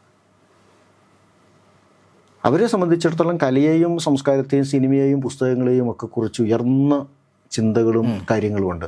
സാധാരണ മനുഷ്യരോട് അവർക്ക് സ്നേഹവുമുണ്ട്. പക്ഷെ പ്രായോഗിക രാഷ്ട്രീയത്തിൽ അവരെന്തുകൊണ്ടോ ഈ സാധാരണ മനുഷ്യരെ ഒന്ന് ഉയർത്തിയെടുത്ത് മുൻനിരയിലേക്ക് കൊണ്ടുവരുന്നതിലൊന്ന് മടിച്ചു. അത് അറിഞ്ഞുകൂടാ. ഒരുപക്ഷെ പൂർണ്ണമായും അവർ പ്രായോഗിക രാഷ്ട്രീയ പ്രവർത്തകരായി മാറാത്തത് കൊണ്ടാണോ, പൂർണ്ണമായും പൊതുപ്രവർത്തകരുടേതായ ഇറങ്ങിച്ചെന്ന് പ്രവർത്തിക്കുന്ന പൊതുപ്രവർത്തകരുടേതായ ക്വാളിറ്റികളില്ലാതെ പോയത് കൊണ്ടാണോ, രാഷ്ട്രീയ ബുദ്ധിജീവികളായി നിലനിന്നത് കൊണ്ടാണോ എന്നുള്ളതൊക്കെ പഠിക്കട്ടെ, സാംസ്കാരികമായി പഠിച്ച് പറയേണ്ട കാര്യങ്ങൾ.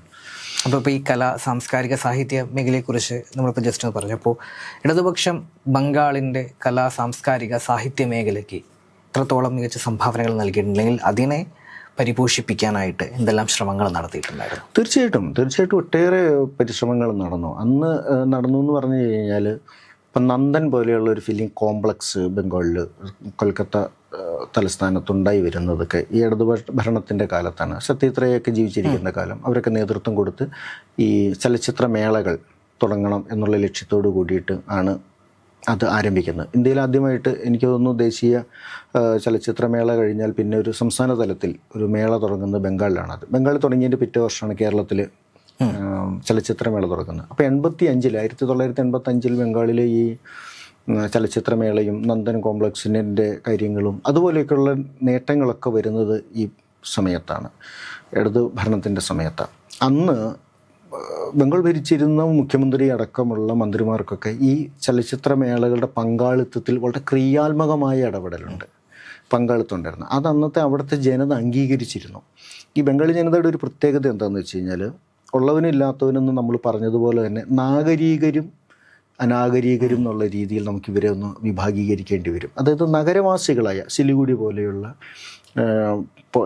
കൊൽക്കത്ത പോലെയുള്ള നഗരങ്ങളിൽ ജീവിക്കുന്ന വിദ്യാഭ്യാസമുള്ള ബംഗാളികളും ഗ്രാമങ്ങളിൽ കൃഷിയെടുത്ത് ജീവിക്കുന്ന വിദ്യാഭ്യാസം കുറഞ്ഞ അല്ലെങ്കിൽ വിദ്യാഭ്യാസം കിട്ടാത്ത സാധാരണക്കാരും ഇങ്ങനെ ഈ അന്തരം വളരെ പ്രകടമാണ് ബംഗാളിൻ്റെ പല പല പല മേഖലകളിലും.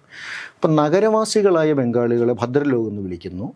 അവരെ സംബന്ധിച്ചിടത്തോളം അവർക്കൊരു ഉയർന്ന പാരമ്പര്യത്തിൻ്റെ ഒരു പശ്ചാത്തലമുണ്ട്. അത് വിദേശികൾ ഭരിച്ച കാലത്ത് സങ്കരമായിട്ടുണ്ടായതും കൂടിയാണ്. ഏതാണ്ട് 1911 വരെ നീണ്ട പതിറ്റാണ്ടുകൾ നീണ്ട ഈ ബ്രിട്ടീഷ് ഭരണത്തിൽ ബംഗാളി ജനതയിലുണ്ടായിട്ടുള്ള ഒരു സങ്കര സംസ്കാരം കൂടിയുണ്ട്. ആ സങ്കര സംസ്കാരത്തിൻ്റെ അടയാളം എന്ന് പറയുന്നത് ജീനുകളിലും കിട്ടിയിട്ടുണ്ട്, സ്വഭാവ രീതികളിൽ, പെരുമാറ്റ രീതികളിൽ, ശൈലികളിലൊക്കെ അത് കിട്ടിയിട്ടുണ്ട്. അതുകൊണ്ട് ഇപ്പം സ്വാതന്ത്ര്യം കിട്ടി വിദേശികൾ രാജ്യം വിട്ടു പോകുന്നു എന്ന് പറയുമ്പോൾ അതൊരു കനത്ത നഷ്ടമാണ്, ഒരു ദുരന്തമാണ് എന്ന് വിശ്വസിച്ചിരുന്ന ബംഗാളികൾ കൂടുതലാണ് ബംഗാളിൽ. ഏതാണ്ട് 70കൾ വരെ പല ഇംഗ്ലീഷ് വിദേശ കമ്പനികളും ബംഗാളിലുണ്ടായിരുന്നു. അവർ പോകാൻ മടിച്ചു നിന്നിട്ടുമുണ്ട്. അപ്പം ആ ഭദ്രലോകവും ഈ താഴെ തട്ടിൽ നിൽക്കുന്ന ആളുകളും തമ്മിലുള്ള ഒരു അകലെന്ന് പറഞ്ഞു കഴിഞ്ഞാൽ, താഴെ തട്ടിലുള്ള ആളുകൾ ഈ ബംഗാളികളൊരു പുച്ഛത്തോടു കൂടിയിട്ടേ കാണും. ഈ ഭദ്രലോകം എന്ന് പറയുന്ന ഉയർന്ന വിദ്യാഭ്യാസമുള്ള അല്ലെങ്കിൽ ഏതെങ്കിലും തരത്തിൽ വിദേശ ബന്ധമുള്ള DNA-യിലോ കുടുംബപരമായിട്ടോ അല്ലാതെയോ ഉള്ള ഇവരെ സംബന്ധിച്ചിടത്തോളം ഒരു പുച്ഛത്തോടു കൂടിയാണ് നോക്കൂ. അതിപ്പോൾ നമ്മൾ സൗത്ത് ഇന്ത്യൻസ് ചെന്ന് കഴിഞ്ഞാൽ നമ്മളുടെ അടുത്തും അങ്ങനെ തന്നെയാണ്. നമ്മുടെ കേരളത്തിൻ്റെ നേട്ടങ്ങളൊന്നും ബംഗാളിയുടെ മുമ്പിൽ പറഞ്ഞു കഴിഞ്ഞാൽ അംഗീകരിക്കില്ല. അവരെ സംബന്ധിച്ചിടത്തോളം അവരുടെ മുമ്പിൽ ഒരു വലിയ വടവൃക്ഷമായിട്ട് രവീന്ദ്രനാഥ ടാഗോർ നിൽക്കുകയാണ്, വിവേകാനന്ദൻ നിൽക്കുകയാണ്, ഇപ്പുറത്ത് സത്യജിത് റേ നിൽക്കുകയാണ്. ആധുനിക കാലത്തേക്ക് വരുമ്പോൾ അതിൻ്റെ പുറകിലേക്ക് പോയി കഴിഞ്ഞാൽ ഇഷ്ടം പോലെ ആളുകൾ എഴുത്തുകാരായിട്ടും പാട്ടുകാരായിട്ടും അഭിനേതാക്കളായിട്ടും ഒക്കെ അവരുടെ മുമ്പിൽ അവർക്ക് ഉയർത്തിപ്പിടിക്കാൻ ഉറ്റിപ്പിടി വലിയ ഉണ്ട്. അത് സത്യവുമാണ്. പക്ഷെ നോക്കൂ, എപ്പോഴാണ് ഈ ബംഗാളിൽ ഇതെല്ലാം വന്നത്? കേരളത്തിൽ നവോത്ഥാനമൊക്കെ വരുന്നത് എത്രയോ മുമ്പ്. അത് 19ാം നൂറ്റാണ്ടിൻ്റെ തുടക്കത്തിൽ നിന്ന് തുടങ്ങി ഏതാണ്ട് 20ാം നൂറ്റാണ്ടിൻ്റെ ആരംഭത്തിലോട് കൂടിയിട്ട് അവസാനിക്കുക ബംഗാളിൻ്റെ നവോത്ഥാനം എന്ന് പറഞ്ഞു കഴിഞ്ഞാൽ. നമുക്ക് ഇപ്പോൾ ഏതാണ്ട് രവീന്ദ്രനാഥ ടാഗോർ കൂടിയിട്ട് ആ നവോത്ഥാന കാലം തീർന്നു എന്ന് നമുക്ക് പറയാം. പിന്നീട് ഒരു വളർച്ച ബംഗാളിട്ടില്ല, സമൂഹത്തിൽ സാംസ്കാരികമായിട്ടുണ്ടായിട്ടില്ല, ഒരു പരിധി വരെ രാഷ്ട്രീയമായിട്ടുണ്ടായിട്ടില്ല. ഇപ്പോൾ 1977 കമ്മ്യൂണിസ്റ്റ് പാർട്ടി അധികാരത്തിൽ വന്നിട്ട് 2011 ഇറങ്ങിപ്പോകുന്നത് വരെയുള്ളൊരു കാലം നമ്മൾ നോക്കിയാൽ കമ്മ്യൂണിസ്റ്റ് പാർട്ടിയുടെ സ്വാധീനവും അതിൻ്റെ ആരംഭത്തിൽ നിന്ന് ഇറങ്ങുന്നതായിട്ടാണ് നമുക്ക് മനസ്സിലാവുന്നത്. ഇപ്പോൾ എന്നോട് ചോദിച്ചത് കലാകാര്യങ്ങളിലുള്ള പങ്കാളിത്തമാണല്ലോ. ഈ കലാ സാംസ്കാരിക മേഖലകളിലുള്ള ക്രിയാത്മകമായ പങ്കാളിത്തം പോലും ഒന്നും മങ്ങുന്നതാണ് നമ്മൾ കണ്ടത്. അത് ആ സമയമാകുമ്പോഴത്തേക്കും ഈ ലോകത്തിൻ്റെ തന്നെ മൊത്തം ഒരു ചേഞ്ച് വന്നു. അതിൽ പ്രധാനമായിട്ടും വന്ന മൊബൈൽ ഫോണും ഇൻ്റർനെറ്റിൻ്റെ വ്യാപനവും മൊബൈൽ ഫോണും പിന്നീട് വന്ന സ്മാർട്ട് ഫോണുകൾ. 2011 പാർട്ടിക്ക് അധികാരം പോകുന്നത്. അപ്പോഴേക്കും ജനങ്ങളെ നേരിട്ട് സ്വാധീനിക്കാൻ കഴിയുന്ന വിധത്തിൽ കയ്യിലേക്ക് സ്മാർട്ട് ഫോണുകൾ വന്നു തുടങ്ങി. ഒരുപക്ഷെ ഇന്ത്യൻ രാഷ്ട്രീയത്തിൽ BJPക്ക് ഉണ്ടാക്കിയെടുക്കാൻ കഴിഞ്ഞ ഭരണപരമായ നേട്ടം എന്നുള്ളത് ഈ സ്മാർട്ട് ഫോണുകളുടെ കടന്നുവരവാണ്. ഡയറക്റ്റ് ജനങ്ങളുമായിട്ട് ബന്ധപ്പെട്ടുകൊണ്ട് ഇപ്പം എങ്ങനെയാണ് ഇന്ത്യയിൽ കമ്മ്യൂണിസ്റ്റ് പാർട്ടി പ്രവർത്തിച്ചിരുന്നത്? ഇന്ത്യൻ കമ്മ്യൂണിസ്റ്റ് പാർട്ടിക്ക് ഇന്ത്യയിലെ സംസ്ഥാനങ്ങളിലൊക്കെ സ്വാധീനം ഉണ്ടായിരുന്ന കാലത്ത് നോക്കൂ, നേരിട്ട് ജനങ്ങളുമായിട്ട് ഇടപഴകിയിട്ടാണ്. അല്ലാതെ ഫോൺ വഴി ഒരു മെസ്സേജ് അയച്ചിട്ടോ അല്ലെങ്കിൽ പത്രത്തിൽ വരുന്ന ഒരു വാർത്തയിലൂടെ ഞാൻ പറഞ്ഞിട്ടോ അല്ല. പൊതുപ്രവർത്തകർ, സാധാരണക്കാരുടെ അടുത്തേക്ക് ചെന്ന് അവർ പറയുന്നത് കേൾക്കാതെ തന്നെ അവരുടെ പ്രശ്നം മനസ്സിലാക്കി അതിലിടപെട്ട് അത് പരിഹരിച്ച് അവിടെ നിന്നുള്ളത് കഴിച്ച് അവരിൽ ഒരാളായി ജീവിച്ചതുണ്ട്. അങ്ങനെയാണ് ഇന്ത്യയിൽ കമ്മ്യൂണിസ്റ്റ് പാർട്ടി വളർന്നതും കമ്മ്യൂണിസ്റ്റ് പാർട്ടിയിൽ സാധാരണക്കാർക്ക് വിശ്വാസം ഉണ്ടായതും. ഈ പറയുന്ന കാര്യങ്ങൾക്കൊക്കെ ബംഗാളിൽ 34 വർഷത്തെ ഭരണമായപ്പോഴേക്കും ഒരു മങ്ങൽ സംഭവിച്ചിട്ടുണ്ട്.